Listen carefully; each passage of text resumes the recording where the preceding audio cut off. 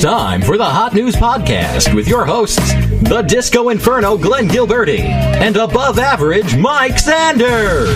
The following views and opinions, likely to be crazy, far-fetched, and downright wacky, do not reflect Vince Russo, Pyro, and Ballyhoo, or virtually anyone living under the sun. Additionally, dancing to disco music in an awkward, untimely, and cringeworthy fashion during the course of this broadcast is frowned upon, but not prohibited.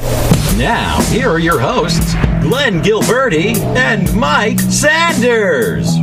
All right, ladies and gentlemen, you got to use the promo code Hot News this week only. Get your $3.95 for life to the brand. Visit pyroandballyhoo.com to sign up. First show every month will be free. Did I mention promo code Hot News? This is the cheesy above average Mike Sanders. Get it this week only. $3.95 for life. The brand. Visit pyroandballyhoo.com.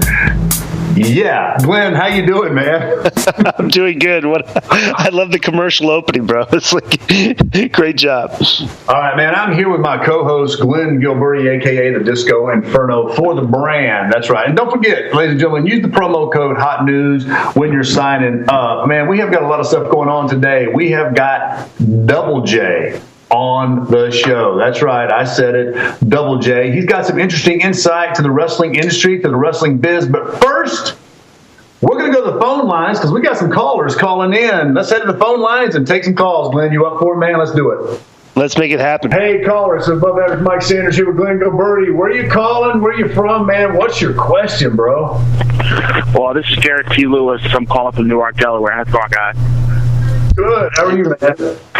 I'm doing great. The last couple months, obviously we watched the network, and of course I watched all federations, growing up and everything, and I was really digging what the WCW was doing, with the whole Natural Born Thrillers thing. I know Vince, you had a lot of influence with that, because those are the guys you were heavily focused on, and I actually like the entertainment value and the in-ring work all those young guys were doing. Now, before WCW got bought, or whatever the case may be, what was the initial, Vince, you as a writer, what was your goal, within a year, saying, okay, where do you wanted that storyline to go with the Natural Born Thrillers? Was it going to be like an NWO type deal, or was it going to be something a little bit different? All right, so you're kind of asking Vince Russo what he was going to do with us. This is Mike Sanders, Natural Born Thrillers. Is that kind of where you were going with that? Yeah. I guess I was going for Mike Sanders and Vince Russo. Yeah, my bad.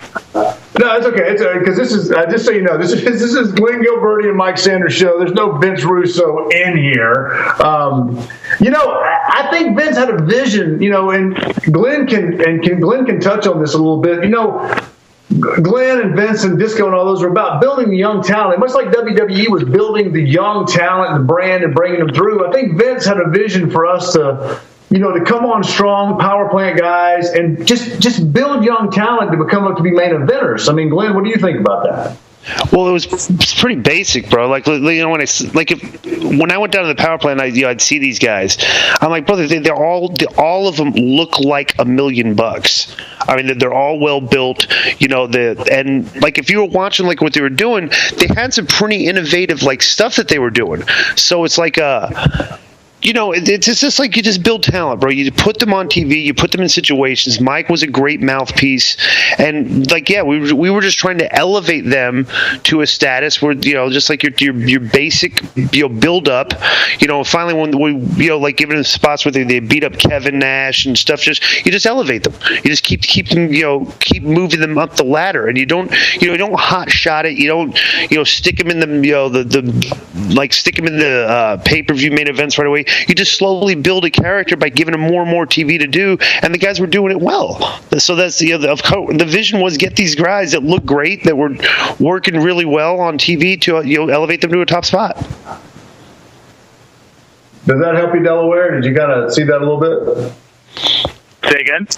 That's it. Did you get that a little bit? Like it was about developing us to get to a top spot, through the channels of the way it's supposed to be done. This is how we get there. And so, I mean, did you understand that a little bit?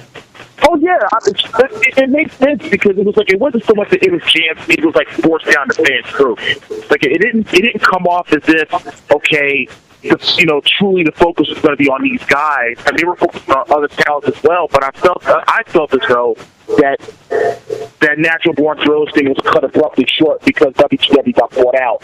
I felt that WWE dropped the ball by not having the natural born thrillers in the WWE, because to me, I thought that would have come off a lot better than the actual invasion angle. I think the pieces of the invasion angle that they wanted weren't there at the time, and I felt having the natural born thrillers in WWE. Because if I'm not mistaken, weren't all of the natural born thrillers like they would have been under contract?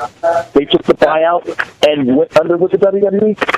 Yeah, if I'm not mistaken, we all got our contracts picked up. I mean, me, Jindrak, O'Hare, Stasiak, Glenn. Right. We all got our contracts picked up, but. I think, and Glenn can touch on this, during that time, the transition, I don't know if it was so much about taking a brand of guys and building them. I think it was more about taking a brand of WCW and crushing it, maybe, Glenn? I just don't think they see it. Vince McMahon probably saw the top guys as more the stars, and I think that maybe he just didn't really see much of you guys, probably because he didn't watch the product. So like with WCW, you got to understand, Vince McMahon was not a fan of WCW. Like he didn't really probably know much about you guys, So the Natural Born Thrillers gimmick basically is just being repeated with the NXT stuff. They're taking the young guys and trying to integrate them into the show. But just me personally, bro, I just saw you guys looked and probably worked a lot better than those guys. On to the next caller. Caller, you're up, man. What's your name? What questions you got for the Disco Inferno and the above average Mike Sanders, man? Shoot, go for it. Man, I actually don't have a question, Mike. This is Dab Savage. I just happened to be scrolling through Twitter and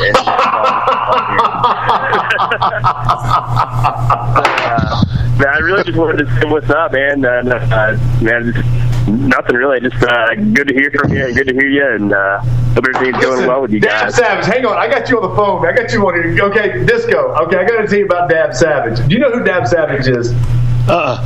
Okay, let me just back up. You're gonna Disco. Okay, Dab. Disco will appreciate this more than anybody else. Back up to when WrestleMania was here in Atlanta, Georgia. Okay. Nash, I was talking to Kevin. He's like, "Hey, come down, do some autograph signings at I forget the club down off of Crescent, whatever it was. It was across from Opera." So I go down there to do an autograph signing. I'm with Kevin Nash, and this guy shows up who looks exactly like Lash LaRue, okay? And no joke, he's signing autographs like he's Lash LaRue. He comes up, he's like, "Hey man, what you been up to?" I'm like, "Hey Lash, what's up?" And the guy is talking to me like and I'm not kidding, Glenn, he looks just like Lash.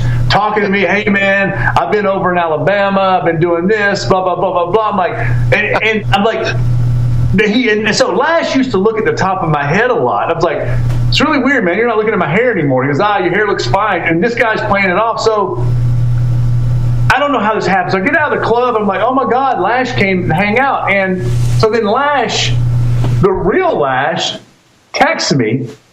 He's like, "I'm not in Atlanta, bro. I'm in Anniston, Alabama." And I'm like, no, dude, I just talked to you." He goes, no, that's not me. I mean, "No, you're here." I said, "Bro, I just talked to you for fucking like 30 minutes. He's like, "It's not me." He's like, "I'm telling you, who's this guy? This guy we're talking to is Dab Savage." So Dab Savage took like the celebrity doppelganger gimmick to the next level, right? I was thinking to the abyss. Tell Disco, how much you work the gimmick of Lash LaRue? Come on. Well, I did. The funny thing is at the time I was really trying to, build, kind of get my name out there because I was doing indies and stuff like that. So I'd actually come to this party to kind of like, pour myself out and promote Dab Savage. And, when people started calling me Lash LaRue and buying me drinks and stuff, I was like, "Well, shit, yeah, I'll roll with this." So I remember going outside and Wikipedia and Lash LaRue and getting a couple little. I was like, "Oh, okay, he says this and he did this, Rage Cajun," and I was like, "Okay, I can roll with this. I can roll with this." And yeah, it went on for hours. He did, right? He looks. I'm not joking. At the time, Like, dude could have been like, I guess if you got to be somebody and Lash is your only choice, like that's who you. But this dude looked exactly. So him and I wound up. I don't know how we came in contact, like how we wound up being friends and having a like a friendship, man. But you know, he's from Albany, man. He wrestled down in Albany. And Glenn, you know Big Bang Barfield? Okay, he's a friend of Ray Lloyd. So I guess his videos are on Facebook. They're pretty hysterical, actually. But this dude, man, looked, and he was on. Okay, Dab Savage did. Dab, didn't you do Tough Enough? I'm not Tough Enough, but the TNA deal. What was it? Yeah. I did the TNA thing. I did a couple. I did the gut check, and then I did a couple dark matches with TNA. Like, Dab Savage brought all the fans to the TNA in Albany, Alabama. Like, the fans that were there, it wouldn't have been a packed show if Dab Savage hadn't been on it, doing the job to Al Snow. No, it was Dewey Barnes. It was about a 3-minute match, but hey, it was all good. Well, cool, man. Well, thanks for calling. Dude, Dab. So, hey, man, thanks, guys. Mike, good to hear from you, brother. Y'all have a good rest of the day. All right, brother. I'll talk to you later, man. That was my buddy Dab Savage calling in. Dab, thank you for calling in. Hey, caller, you're on with the Disco Inferno and the above average Mike Sanders. What is on your mind? Yeah, I just had a question for Disco. I always hear about this alien invasion angle from WCW, but I was wondering if you could expound upon that and more of the details of what the angle would have been like. This sounds familiar. This sounds familiar. Who is this? Nobody. You're such a liar. Is this Jackie? I'm calling from Chula Vista. Yeah, you said right. Who is this? It's Aaron from San Diego. Is it really Aaron from San Diego? Yeah. Okay, well, here's a you don't know the story about the alien invasion angle? I mean, I hear you talk about it, but I don't know the details. It seems really interesting. I'd like to know more. Here's the alien invasion angle story. Is that we used to meet at a hotel on Windy Hill Road. Okay, me, Terry Taylor, Bill Banks, Jeremy Borash, and Vince Russo, and Ed Ferrara. We'd meet to write the show on Wednesdays. I believe it was 11 or 12 o'clock. All right, so you got to understand, in booking meetings, we're there for 7 to 9 hours. Okay, and there's just a lot of time to kill. There's a lot of dead time. There's a lot, it's just tedious. Okay, so we would always joke around and have fun and stuff and everything. So, it was a funny room. Just those personalities. Just we had a good time. So one day I went down there about 15 minutes beforehand, and how like those big poster board paper things. Where you give a presentation to a room full of people, like the big giant piece of paper where you write on the board and you flip the paper up and stuff. So I went there and I wrote out 6 months worth of TV, okay, for an alien invasion angle, and it was month I wrote July. Mike Tenay is doing commentary, and two antenna pop up out of his head. Okay, that's the first part. That's that. Okay, so then I flip the paper up in August. We find out that Chris Benoit and Lance Storm are also aliens, and my antenna pop out on their head. And then and just each month I was integrating how basically the Canadian wrestlers were aliens. Okay, and that Booker T was going to lead the humans against the Martian invasion, and basically it said I pulled up the last piece of paper and I said this is all going to culminate in our pay-per-view in January 1st, 2001, A Space Odyssey. Okay, so I'm delivering this. You got to understand, Terry Taylor used to get so aggravated when I would waste time. I'm doing this, and just Ed and Vince and Borash and Bill Banks are just sitting there just cracking up the entire time. Terry Taylor wouldn't crack a smile. He was so aggravated that I was just wasting time with this stupid, ridiculous alien invasion angle and stuff. So basically that's the story. I didn't really. It wasn't meant as like a real gimmick we were actually going to do. It's basically become like an urban myth that I wanted to book aliens and stuff in them, because once, of course, that story people got a hold of it, it took a life its own, and all of a sudden I wanted aliens in WCW. That's the story. That's awesome, man. I still want to see that happen one day. Okay. Maybe it will. You never know. It wouldn't hurt. I mean, it'd be something different these days, right? I think that'd be the greatest angle ever. I think you should bring it back if you ever get into business again. Yeah. Cool. All right. Thanks for the call, man. All right, ladies and gentlemen, that was awesome. We got a bunch of callers calling in on the hot news with Disco Inferno and the above average Mike Sanders. But listen, as much heat as I've had with this guy in the past, I've got a very, very special guest getting ready to come on to the show. And you guys, a lot of people know him.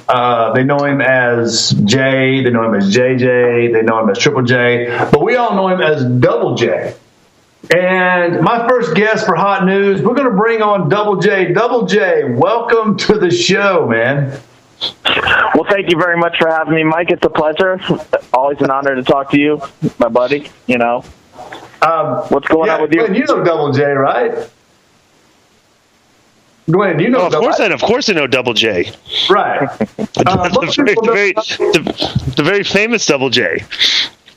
You gotta understand, like this. Most people are thinking, like, is this Double J with a guitar? No, this is Double J 305. And when I say Double J 305, I mean from the Miami area. But this guy's a very special guy, man. A lot of people know Double J. Glenn, like, what's your first recollection of Double J 305? Tell me a little bit about your history with this guy. Well, Jackie just knows everybody, Double J. So I've seen him at the shows whenever we went down to Florida. He used to come see us too. Friends of a lot of the boys, I believe a lifelong friend of Norman Smiley. Is that correct? That would be correct. At one point, Chris Canyon and you had become best friends through the wrestling business. So, yeah, Jackie, bro, if you ever check out Jackie's Double J's Facebook page, he knows everybody. I mean, literally. And I think that, Jackie, describe, I think you are like a perfect example of the wrestling fan that loves wrestling, wants to be a wrestling fan, wants to watch wrestling, but you just can't. Double J, tell us how many years in a row you've been to WrestleMania. Well, you're right. I mean, like all of us, I grew up loving wrestling, and I want to watch, I want to support, and I've gone to 10 years straight WrestleMania, 10 years in a row. And it's tough to watch these days. No disrespect to anybody in WWE. I have friends on the roster. I love seeing my friends on TV and stuff like that. But it's really hard to sit down for 3 hours on Monday night and watch that show. And what's the motivation to fly across the country to go to Santa Clara? Might as well go to Detroit. You know what? I'm really having a hard time wanting to go to WrestleMania this year, and that's not good because of all people, I should want to go to WrestleMania. I don't want to. Yeah, no, really. But Jackie, let me ask you something, man.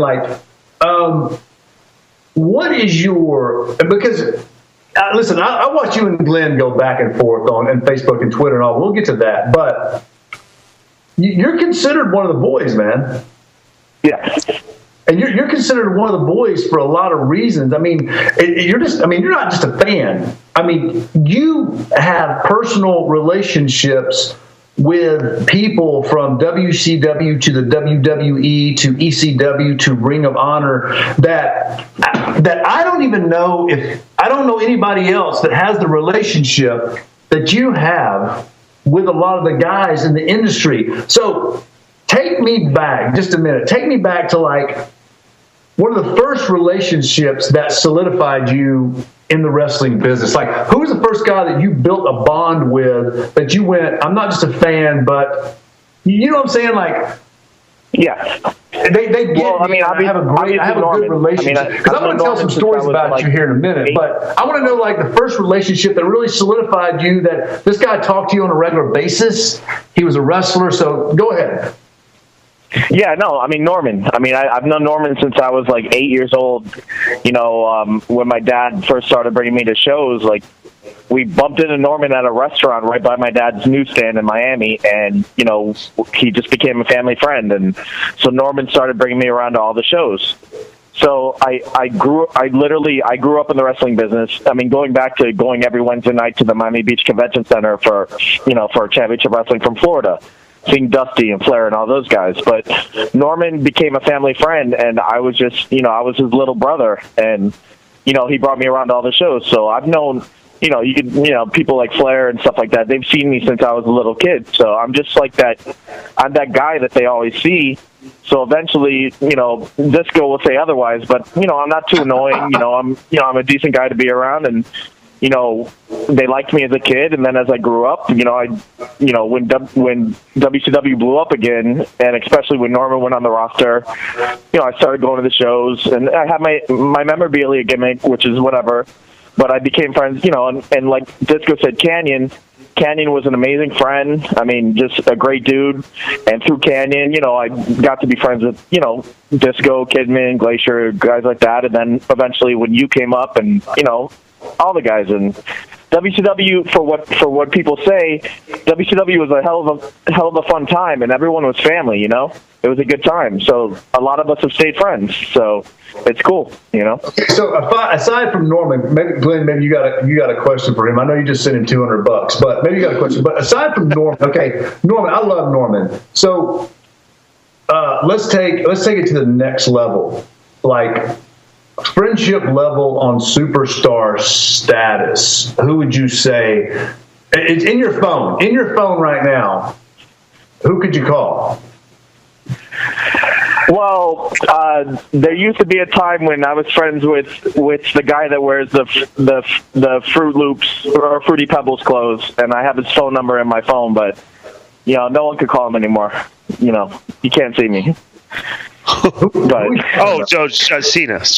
Yeah, but I don't have Bill's phone. But last night, I saw Goldberg for the first time in a year and a half, and I definitely credit him as a huge friend and a dude that did a lot for me over the years. Like, just always took care of me. So I saw the picture, man. Most people don't know, like Jackie, man. Like, and you came up with the Double J 305. We used to call you Double J 305 all the time. But like, you would show up at the airport, and I think that's how you and we met. And you had like a box load of 8x10s, man, and we would just sign them, and like you were that guy that nobody was like offended by, or like, oh, this guy's a mark or this guy's a fan. It was like you were kind of always one of the boys. Do you kind of cherish that to this day, man? Do you kind of look at that and go, you lived something that probably not a lot of people were able to do?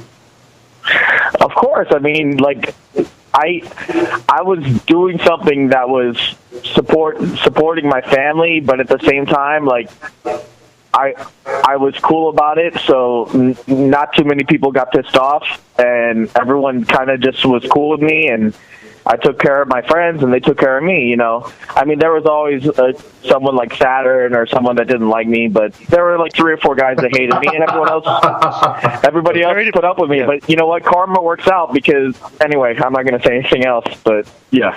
No, you're on the Disco and Mike Sanders show. You can say whatever you want, man. You know what's funny about that is that Perry was always the guy that Jackie basically sold memorabilia. He would get us to sign autographs, and he was like one of the first people to sell them and stuff. That like made a living off of it. But you did due diligence, did work and stuff.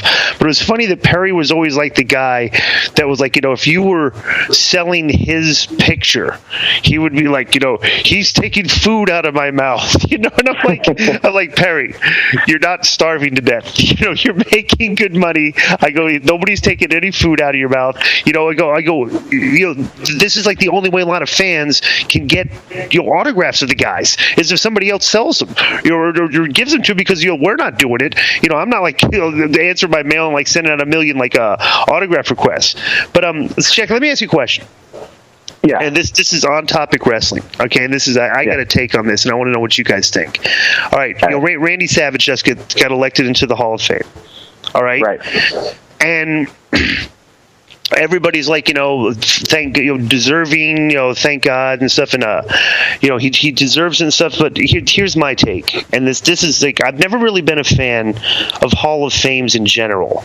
Okay, and I think especially since the baseball never let Pete Rose in because of his indiscretions, all right? And and there's other guys in other sports are not getting let in because of steroids or whatever. Yeah. I think a problem is that when you, in this day and age of social media and the way with TMZ and a lot of these websites are, is that if you make a big deal out of professional wrestlers, having a Hall of Fame for them, because a lot of the guys have such indiscretions in their history. I think it's almost a deal where you're open a can of worms, because the criticism of guys that are going to be going into the Hall of Fame there's a lot to criticize. I liked Randy Savage, all right, but the guy, he didn't treat his women well. He had Gorgeous George at the shows. He'd keep this girl locked in a closet sometimes. The way there's a history of the way he was treated Elizabeth in WWE. Just in this day and age, if this was going on today, this would be a story. It wouldn't be allowed. Andre the Giant couldn't stand Randy Savage because of the way he treated Elizabeth. And I remember Randy telling us a story one time that he wrestled Andre, and they did a spot where he hit the ropes, and he came back. He said Andre just stuck his right hand out in a fist and punched Randy right in the nose and broke his nose. And I think it's when Randy's wow, that and he remember Randy telling the group of us the story. He's okay, what am I going to do? It's Andre the Giant, and I know that WWE makes some money off of the Hall of Fame because they get to have a big show and stuff and everything. But even a guy like Scott Hall got elected last year. And I'm friends with the guy, but my God, if this was real sports, would these guys be getting into a Hall of Fame? That's the way I look at it. Right. If Nancy Grace had a vote. Well, go ahead, Mike. No, I'm just, listen, I totally agree with what Glenn's saying. In this day and age, if you look at these guys and their track records, Jackie, tell me. Go ahead, Glenn. Go ahead. Well, that's what I was just going to say. We're talking about the WWE Hall of Fame. This isn't Canton, Ohio. This isn't Cooperstown. There isn't an actual place that you can go and worship these guys. It's an event to make money the night before WrestleMania. It's a reason to sell T-shirts and Blu-rays and everything. And realistically, as much as we all love everyone that's been in the business, if you're going to go by people's past and what they've done, who's going in the Hall of Fame? Molly Holly would be the only one. So, realistically, so Randy was an insecure guy. He protected his girls way past the point of being crazy, but the fans demand that he goes in. And the other thing is, who knows, really, if his dying wish was I'm only going in the Hall of Fame if we all go in, who knows? Because that's Lanny. Only Lanny can say that, and that's what he says. But who are we to judge? But at the same time, they're putting him in, and they're not putting the rest of the family in. So they're even going against his quote dying wish by only putting him in. The whole thing's crazy. But everyone wants to see it, though. Randy had his things. Last year Jake went in, Scott Hall went in. Everyone's who are you going to put in? Warrior went in, and they hated him for so long there, Yeah. Plus, if you look at, the Hall of Fame in wrestling is pretty cut and dry. There's 20 names you can read off the top of your head, and you're for sure these guys will be in the Hall of Fame and should be in the Hall of Fame. But after that, if we're just doing one or two guys every year, this, you can take up 20 years doing this, you got, when you think of, Bret Hart, Goldberg, Sting, Macho, Flair, Piper, Dusty, just, the list goes on and on. But it's just, to me, I've never been into the deal of giving people credit and, making a statement when we all know that, what the deal is. Like, we know Randy Savage is one of the top guys in the business. Electing him to a Hall of Fame is just like putting an exclamation point on the fact he's okay. Yeah, of course Randy should be in the Hall of Fame. It's like one of probably the top 5 guys in the business of all time, and it's like, it just gets us to discuss it and talk about it. I don't know. To me, well, what's your issue though? I mean, I don't understand. Like, it's making the fans happy. Here's my issue. Eventually, these Hall of Fame inductions are going to create all it takes is one guy.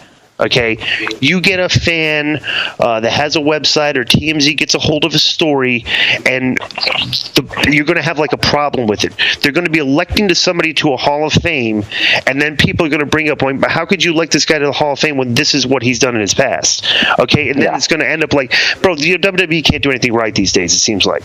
I just think they're going to do this, they're going to elect somebody one time, and they're going to end up with egg on his face, and it's going to be completely counterproductive to what the point of a Hall of Fame is.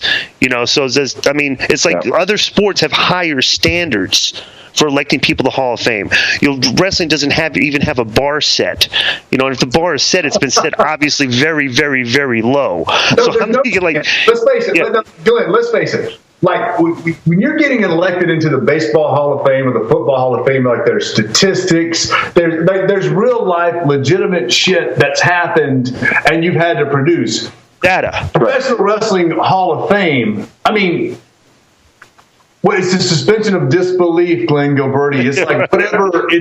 Come on. I mean, listen. We all know Macho Man should have been what? I mean, way back in the day, if he was going to be inducted. So now it's like, okay, we just need to do it. But there's no standard. There's no bar. There's no.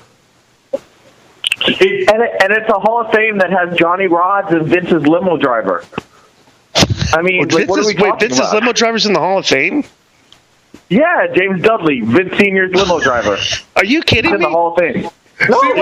You're serious. We brought him on the show. You see why we brought him on the damn show, man? Oh my God, that's great.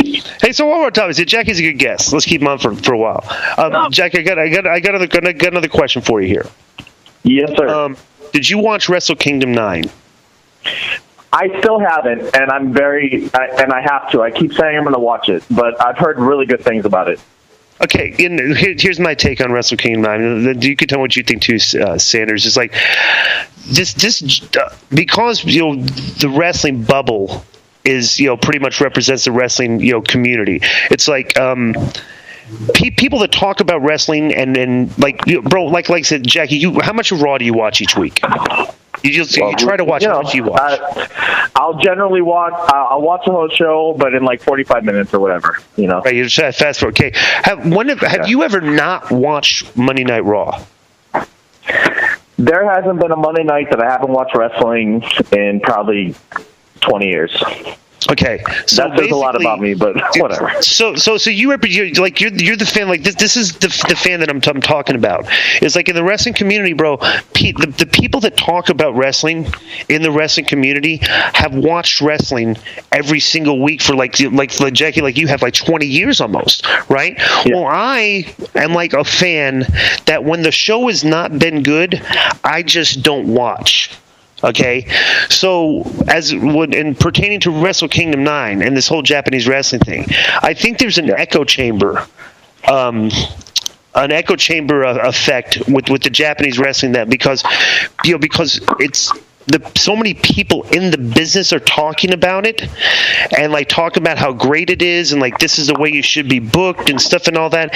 And what I think the show is missing, or Japanese wrestling misses is the soap opera element and drama of a professional wrestling show. I think that the people that are trying to use the narrative that this type of product will get people that don't watch wrestling to watch wrestling is just completely misguided. Because, like, for one, the guys don't speak English, and two, the in-ring product is the focus of the show. And it's like, bro, wrestling has been focused on the in-ring product for like so long right now because a lot of the guys aren't good actors or good talkers and stuff. Everything. There's no way you can convince me that more of that is going to get a guy like me that wants to watch wrestling but doesn't watch to get me to watch the show. Do you agree with that? Okay, fair. now let me say this: you watched a one-off show, so you haven't seen the history of the Bullet Club. You don't know why they're there. You don't know what they're doing. Mm-hmm. And I will say this: I watched all the trailers and stuff. So I know the buildup, but I'm not a fan of Japanese wrestling for the past year or 2 or 3 or 5. It's like I just got engrossed in the product because the advertising online was so good for it. Yeah, it was good. But like for me, like Norman used to always try to get me to watch Japanese wrestling, and like I've seen a lot of good stuff, but the language barrier always killed it for me. But then when you bring in Jim Ross and Matt Striker, I'm watching Japanese wrestling, but I'm hearing English commentary. It makes it a lot easier to watch. Mm-hmm. But at the same time, if it's just an in-ring product, millions of people watch Raw, thousands of people watch Ring of Honor. And if you're only going on an in-ring product, I agree with you there. Like, there has to be storylines. There has to be, something to make you want to invest in the characters and everything, So, you feel me? I don't know. Yeah, let me ask you, with Wrestle Kingdom 9, grand scheme of things, Glenn, what do you, I'm agreeing with you. I don't think Wrestle Kingdom 9 is going to have, or what's going on there, and even with, I dare to say, Global Force Wrestling is going to have any kind of impact in the wrestling business, except for social media online, here in the United States with what we're doing and how fans have been programmed from WWE to WCW. Listen, you say something every week on Monday Night Raw, it becomes the Bible. 316 Stone Cold said so. When you program fans, and I don't think, as great as it is, and some of the stuff that happens, I don't think you're ever going to bring that product here and sell it. No, you can't, and that's the problem. Is that, like I said, that echo chamber quality that you have? It's like, bro, the people that the main media moguls in professional wrestling over talk this product up. It's like, what I'm saying? It's like say you have a party, okay, and you've talked to people about hey, well, I'm going to have the biggest party ever, and you have a party at your house, okay. The way you've talked it up, it's going to be like there was going to be 100 people there, and your friends show up. There's 25 people there, but there's say 3 or 4 super hot girls, and when you come to the party, the guy that's throwing it saying wow, man, isn't this a great party? Man, look at all these hot chicks here. Look at that, man. Isn't she the hottest girl you've ever seen and stuff? And they're talking up something that didn't really deliver. Okay. The funniest thing to me about Wrestle Kingdom 9, the in-ring product was good, but having to sell an announcer for a show. Yeah. Bro, think about that. It's you got Jim Ross and Matt Striker? Bro, you're having to sell Jim Ross. Bro, we watched and listened to Jim Ross every week doing commentary for 15, 20 years like it was nothing. Yeah. He was part of the show. I never watch wrestling because Jim Ross was announcing. It was just an amendment. Listen, when I think about Wrestle Kingdom 9, the biggest thing and the biggest promotion, listen, and Jackie, I get the Bullet Club. I get all that. I really do. But in my mind, when you say Wrestle Kingdom 9, the biggest social media blast and everything was oh my God, Jim Ross is going to be announcing and Matt Striker. Well, that's like saying everybody watch the Patriots and Colts tonight because Jim Nantz is on commentary. Yeah, right. Patriots and Colts are playing tonight. Yeah. I think about that, bro. It's you had but think about how much of a draw he was, bro. All the stuff on Twitter that I've seen since that show happened is putting over Jim Ross's commentary. Okay. Because just real quick, because bro, nobody knows who the Japanese guys are. Okay, hang on. And Jackie, you can chime in on this too. Okay, so, and I don't know a lot about Wrestle Kingdom 9, except for the fact that, what is it, in Tokyo Dome, and it's really huge. But how much, honestly, Glenn, Wrestle Kingdom 9 has been going on. It's like their WrestleMania, am I correct? Mm-hmm. If you didn't have Jim Ross there, how much bigger do you really think Wrestle Kingdom 9 would have been? It's still going to be there in that country. It's over there. Do you think Jim Ross really made that much more of an impact on that product? I think for this one-off show, he actually did, because there was more hype about him than the fact you could see AJ Styles or even Luke Gallows or, you know, guys that were in WWE, stuff like that. All the hype was Jim Ross was going to be on commentary. And it's crazy for a 4-hour show that, by all accounts, was a really great show. All the hype was Jim Ross is back, you know? Okay, so when do you book a show? Do you book WWE? Do you book TNA on the commentator? No, of course. I mean, of course. You have to have just a serviceable commentator is good for a show. You know, Jim Ross is obviously the best of all time, Absolutely. and Jim Ross is probably one of the only announcers in professional wrestling that you can imitate. Because, like, you know, he's had so many great, like, memorable, you know, memorable one-liners and stuff and all that, you know.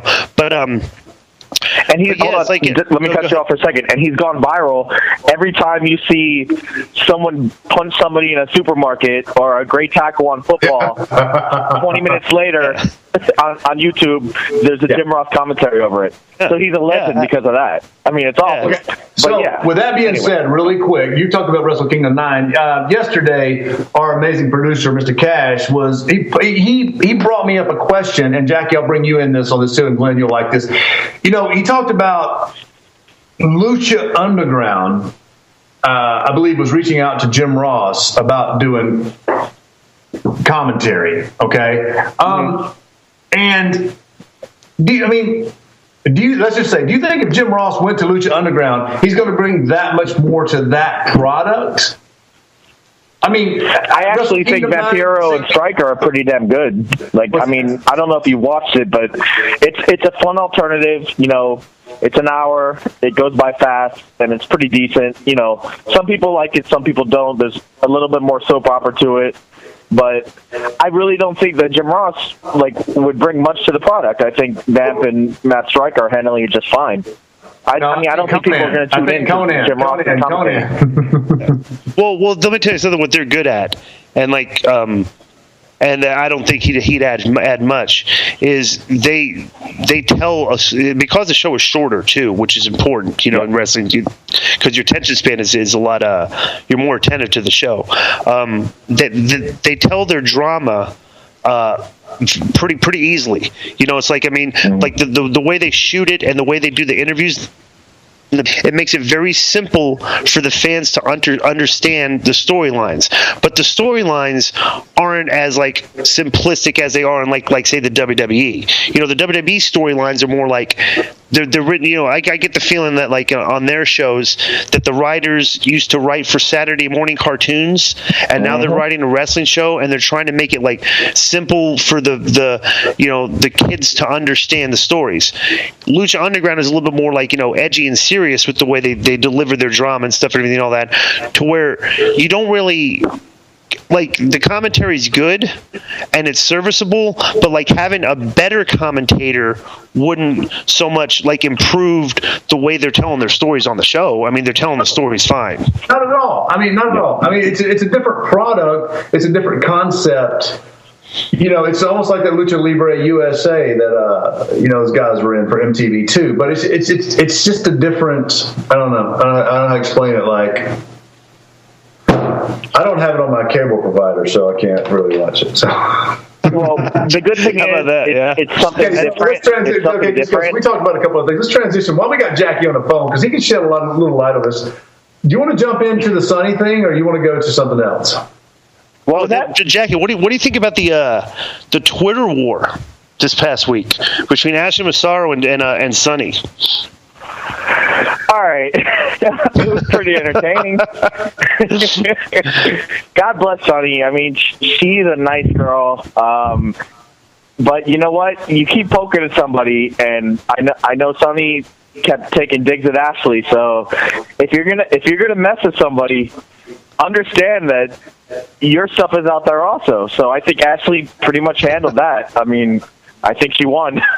Well, Mike, do you know the backstory here? Do you know the whole backstory? Okay, let me tell you how much I don't know the backstory. When Cash called me yesterday to talk about Russo's rants or whatever the stuff is, he was like, hey, we want to talk about SoCal Val. And I'm like, okay, look, the last diva that I have anything to do with was when Medeja was in WCW. And what was the blonde-headed chick, Glenn?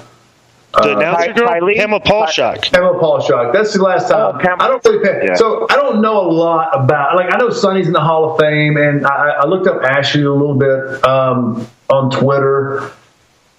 Enlighten me, please, my friend.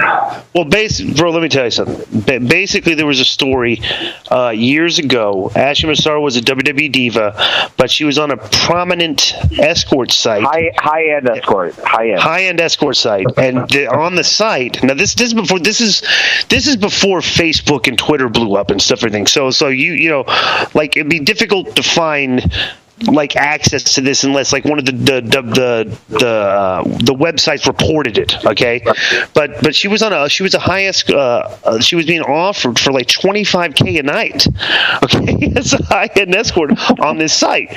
Now, of course, she denied that that's like actually legit, you know, and stuff, everything. But but bro, it is what it is. So we're not saying she's been proven to be a high-end escort that you could pay $25K for. But that's what this website was showing, and the website also had a lot of prominent porn stars on there, so it would seem like it was legit. Okay, so name one of the porn stars that were on there. Just just any of them. It's like, I mean, you could just, you know, that's, yeah, there were a lot. There were a lot on there. I remember well, porn stars are basically escorts that people just pay to watch them, you know, do their deal. So it's like, you know, it's the same thing. It's paid sex, you know, but we get to see it, you know. So it's the same thing. It's the same concept of escorting. So so Sonny, I guess recently has been Skyping for people. Okay, and basically performing, like, you know, webcam, live sex webcam shows for people. It started. I actually saw, and I don't know if it's on the same lines, but on my Twitter feed or my Facebook feed, I actually saw Tylene Buck going, you could pay me to Skype too. So is that kind of like the same thing? Yeah, it says live web. You pay girls, they've had sex with themselves. You know, you pay them for whatever it is and stuff and all that. So I mean, they're webcam girls.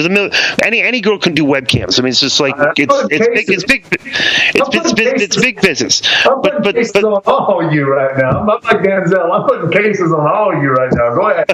Okay, but this is to me. This is kind of like funny about the state of women's professional wrestling. Right. Now think about this storyline. You have a former diva that was a high-end escort, okay, being called out by an old school diva who does live webcamming. Okay, that is such a great angle. Okay, in this day and age, that if wrestling was serious, like, you couldn't write a better angle than that. You know, like that. I mean, so, but then you look at like the divas today, right, and like the storylines they do. It's like it's no surprise that this is like far more entertaining. Okay, so let me ask you, Glenn, do you think any of the divas in TNA are getting $25K a night? I mean, you know, there's probably a few that I'm sure, you know, a lot of people would pay a pretty penny for. Maybe Mike, I'm just saying. Mike, you may not know this. Sonny, like, and listen, I said, I like Sonny, but whatever. First of all, she was the first person that when she would go to these conventions, you could pay $50 or whatever to take a picture with her under the covers in bed. Yeah, I saw the whole Rob Feinstein thing. I saw that. Yeah. So it's like it went from that to Skyping. And originally it was just, you know, talking over the Skype, you know, hey, how are you? And then it started to get a little bit more serious, and business has picked up. Has it picked up? Could you imagine doing how about a viral video of one of her Skype sessions with Jim Ross doing commentary? I thought of it first, people. Let's, you know, we can make that happen, right? Sure, it's going to come out. You're going to see that. You're going to see that on the YouTube here eventually. That's going to be Jesus. But what do you think about like Jackie? Like, I've never been a fan of women's wrestling. Are you a fan of women's wrestling? To be honest with you, I enjoy a women's match on a show. It's fine. It brings in a different element. Like, for instance, my daughter loves wrestling because of the Bellas. All right, so it does get more people watching the product, but realistically, throughout time, I mean, it's not good stuff, you know. But I think there's a place for it, but it's just not that important. Glenn, what would it take for women's wrestling to get over? The awesome women wrestlers are like women's wrestling. Awesome Kong. Go ahead, Jackie. Go ahead, Jackie. What happened? Go ahead. No, like the really good women wrestlers are girls like Kong. Mm-hmm. So they can have great matches and tell a story, but they don't give the look that all the guys are looking for. So when you throw in girls from a diva search and they can't have a great match, but they look good, that makes some people happy. But for us people that just like wrestling, and I mean, you can look at hot girls anywhere. So do you think girls like Trish Stratus and Lita, those girls were interesting wrestlers though? Oh, they were great. Yeah. I don't, bro. I get Trish and Lita were great. I got a way opposite take of everything here. I think that, like, if you watch a movie, okay, and there's a badass looking chick that's doing martial arts, it looks really cool, doesn't it? Yeah. Okay, yep. And the girl it almost adds to her sex appeal. Okay, when I watch women's wrestling, bro, it's still women's wrestling. They're not as good as the guys. Okay, and it looks like a I don't want to say this. Like it just doesn't look. It looks like they're fake fighting. And they're just not near as good as the guys that doing it. It's like watching, like, if you took like a hot chick and she was hot and like she wanted to play basketball, but she was having trouble dribbling all over the place, and she was like not coordinated and stuff. Everything she would lose her sex appeal. Okay, when the women divas, they look great, but when they start wrestling, they lose their sex appeal because they're just not really that good at it. If like you could find a perfect woman wrestler that wrestled like as good as like an AJ Styles and like was just as smooth and athletic and like stuff, that would look cool. She would never lose her sex appeal. I think they put the divas in too many positions to fail by putting them on TV in matches so often. It's like when you notice the matches have gotten shorter and shorter. Bro, they used to be wrestling for like 5 to 7 minutes. Now the matches are like a minute and a half to 3 minutes long, and I think they finally get it. It's like, I want to see a sexy girl do sexy things. Okay, women wrestling to me is not sexy because they just don't look good doing it with each other. I mean, do you guys agree with that?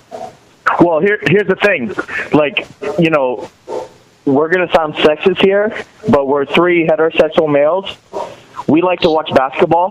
We like to watch LeBron. Mm-hmm. But we're not watching the WNBA. Exactly. It's not a good product compared to watching the NBA. Right. And it's the same exact thing. I mean, you watch Raw and you have a suspension of disbelief. But then when a Divas match comes on, you have to suspend it even more. And it's exactly. It's not that great of a product. And I hate to say that because plus in sports, okay, who are sexier in the sports world, the women athletes or the women reporters? The women that all they do is just sit there with the microphone and dress nice and look good. They're hot. They're sexy. They're sex symbols.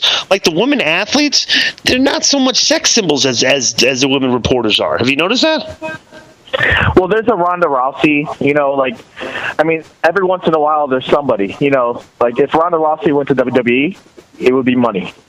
Mm-hmm. But there's not many of them out there. So, but I agree. I mean, the girls are trying, they're doing their best, but it's kind of hard. You have Cesaro out there in a throwaway match, and then you put out, Bellas and whoever, and it's, you can't even compare. It's not even close.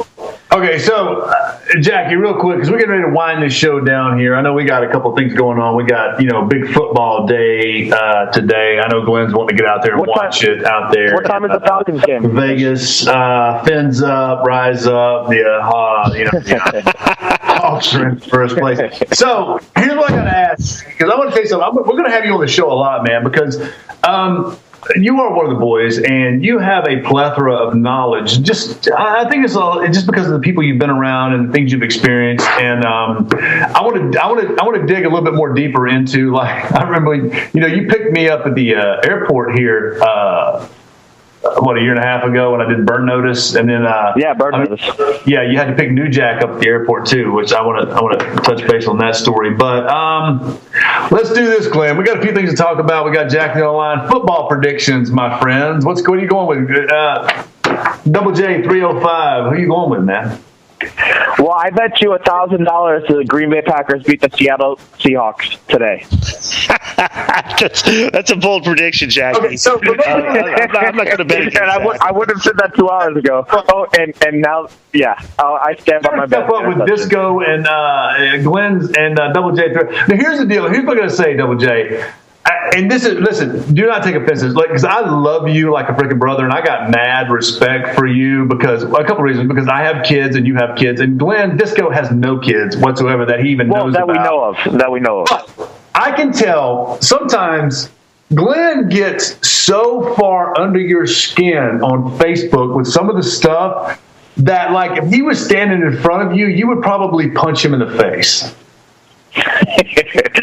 It's all part. Come on, you get pouty, man. You get like, I'm going home. I'm taking my ball. Screw you guys. Listen, it's all love. I mean, Disco's the most annoying guy on the planet, but we love him. I mean, it is what it is. I mean, you either accept Glenn for what he is or not, and it's fine. Let me ask you this: money wise, who's up? Who's had to pay each other more money? You or Glenn, man? Well, in the calendar year, year, I'm up.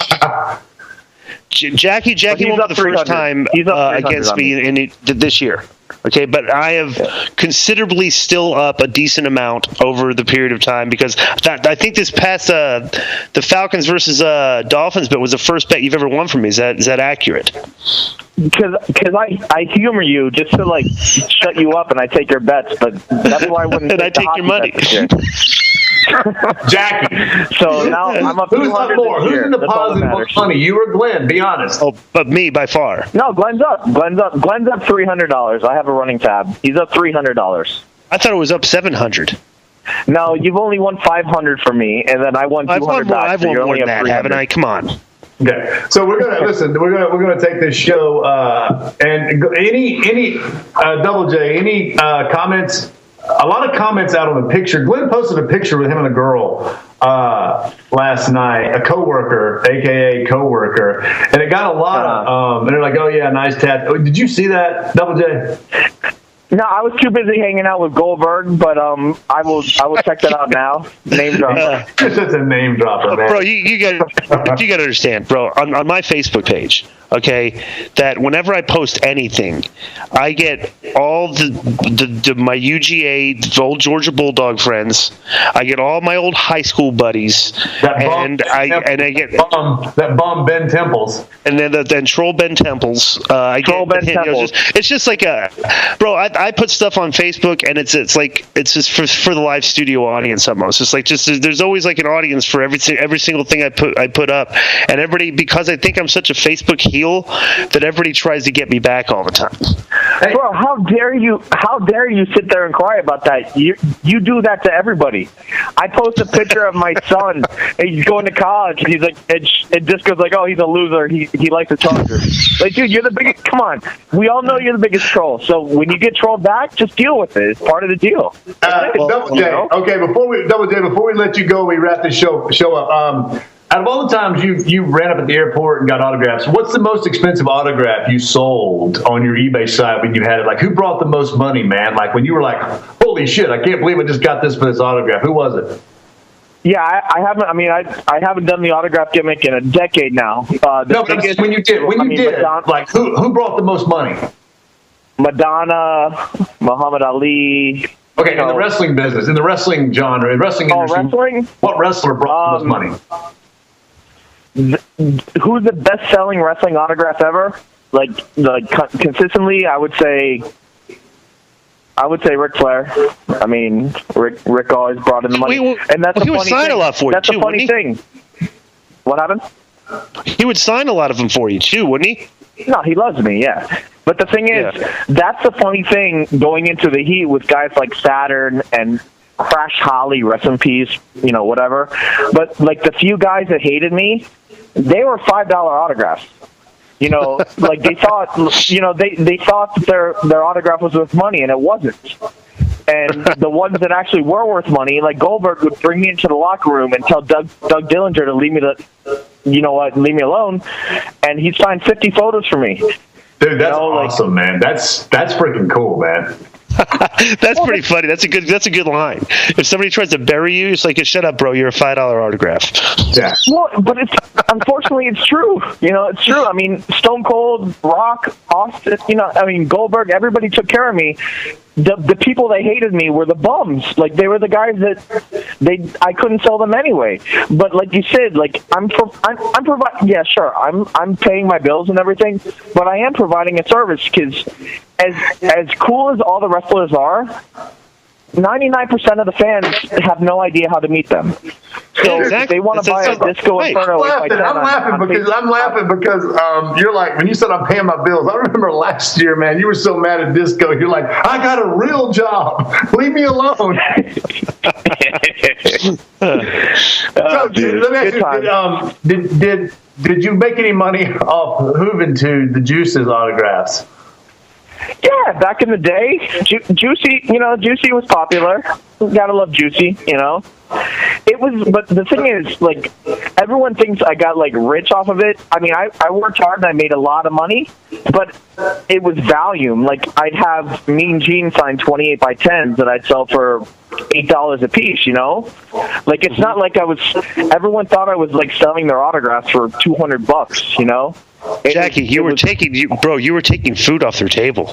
Okay. They would. I know. I mean, so Jackie, let me ask you a question. It's funny how he said that, then he didn't have a table or food. Anyway. Jackie, I'm going to finish this. I'm going to finish this with you, because we're going to bring you on next week too, man. But I'm going to finish this with you. You don't have to tell me who, but did you ever hook up with any of the females in the business? There was one night. Okay. Back when I was, you knew me when I was, you knew me when I was much thinner and younger. There was one night in WWE in Greensboro, and there was a diva that was there during the time, and it almost happened. And I can't say anything, but no, I didn't. But there was one time. All right, well, we're gonna have Double J back on our show because he has a plethora of knowledge about this industry. Hey, Double J, man, thank you so much for coming on, dude. I'd love to have you on every Sunday, man, because it's good to have you on. I love you to death, like a brother, man, and I really appreciate you coming on, man. Well, I love you too, Mike, and I don't have Dolphins to watch on Sundays, so, my schedule is clear. Disco, have a good day, whatever. Mike, love you. Talk to you guys later. All right, buddy. Later on, man. Hey, Glenn Gilberti, man, that was pretty cool, man. Double J, not Jeff Jarrett, but Double J 305. Anything else, man, we need to talk about on this particular podcast? Not really, man. I'll tell you what, that's the thing I like about having a fan on. Okay, because we're in the business, and it's you want a soundboard off of people that like Jackie's like your typical wrestling fan today, wants to be a fan, but it's just very, very taxing and trying to be a fan of wrestling. Tries to watch a show, can't really watch it, but then I think that's what you see a lot in the WWE is a guy like him that maybe tries to watch a show, doesn't really watch that much, but if there's a big show or a big pay-per-view, he'll go. And there's I think that's why WWE is always still draws, is because there's those old school wrestling fans that want to watch. If SummerSlam's in town, they'll go, or if SummerSlam's close, they'll go because it's not hard to revert to being a wrestling fan again. But yeah, it's good to have a guy on like that. It's tough too. I mean, you see guys like because Jackie's a fan, and coming from the hardcore, like even from a guy like me, man, that was in the business, and I don't know about you, but I really don't watch the product a whole lot that much. I do periodically, but you know, for a guy that was in the industry and you longer than me, is it tough for you to watch the product sometimes? Of course, the guys like me and you are the guys whose dollar the WWE lost and is trying to get back, because we would watch it and want to watch it, but we can't because it's not good. You know, the rest of like the wrestling community, bro, these people watch you. You got people talking about the wrestling business that have been watching it every week for the past like 25 years. It's like, why would I listen to your opinion of what we need to, what you need to do to get the fans back when you've never left? You know, you need to talk to people that have left and try to find out how to get them back. And to me, getting wrestling fans back, bro, you just need better storylines and better characters. It's not going to. You can flip on TV and watch wrestling. I'm not a fan of wrestling. I'm a fan of the wrestling product. You know, the drama, the interviews, the build up for the matches. The match to me is like, I've seen, how many matches have you seen in the past 20 years? You know, what have we seen? 5,000, 10,000 matches? You know, on a side note, before we dump off here. There were some CM Punk matches that I watched last year that kept me hanging on because he really put his body out there on the line on a lot of the stuff that he did. But we can visit that another time. Who are you going with? Who are you going with for your Super Bowl picks, buddy? I picked Seattle and New England before the week started. So did you? And I'd say Seattle wins if they play. Sounds good, man. You think we're done here? I think so, bro. It's good talking to you. Dude, it's good talking to you. We'll do it again next week. I think maybe next week, no promises, but I may have Luke Hawks on. We may be revisiting the AJ Styles. I talked to Luke Hawks this week. I'd love to get him on because he's amped up. He's a good guy, but he tells it like it is, man. And he pulls no punches, especially when it comes to AJ Styles. So who knows? We'll see. Sounds good. I like controversy. All right, buddy.